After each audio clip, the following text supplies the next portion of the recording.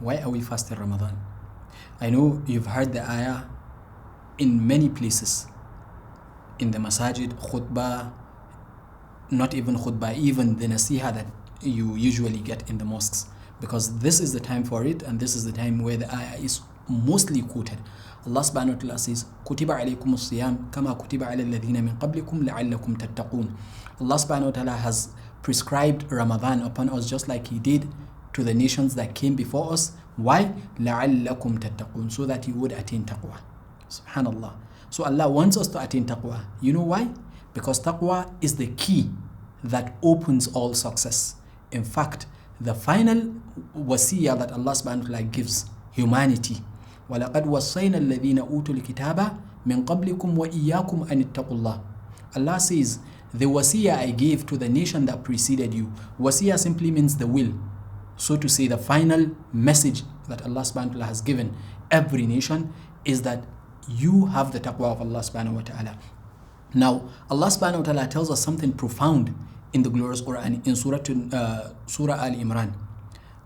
Towards the last part of the surah, in fact, Allah subhanahu wa ta'ala says in ayah number 189 of Surah Al-Imran, لكن الذين اتقوا ربهم لهم جنات تجري من تحتها الأنهار خالدين فيها نزلا من عند الله وما عند الله خير للأبرار. Subhanallah. You know what that ayah is saying? Allah says, لكن الذين اتقوا ربهم. But for those people who feared their Lord, who had the taqwa of Allah subhanahu wa ta'ala, who have in their hearts the taqwa of Allah subhanahu wa ta'ala, what did Allah subhanahu wa ta'ala says? لهم جنات. For these very people, they have gardens. تجري من تحتها الأنهار, beneath which rivers would flow. They have gardens in it. تجري من تحتها الأنهار خالدين فيها, and they would abide therein forever. نزلا من عند الله, and this is from Allah subhanahu wa ta'ala, an accommodation for them from Allah subhanahu wa ta'ala. وَمَا عِنْدَ اللَّهِ خَيْرٌ لِلْأَبْرَارِ, and what is with Allah subhanahu wa ta'ala is best for those people who are righteous.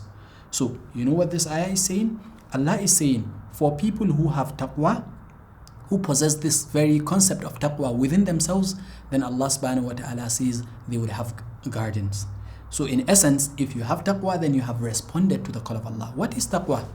I believe that's something that almost everyone would say. Taqwa is fear of Allah subhanahu wa ta'ala. No, fear is part of the meaning of taqwa.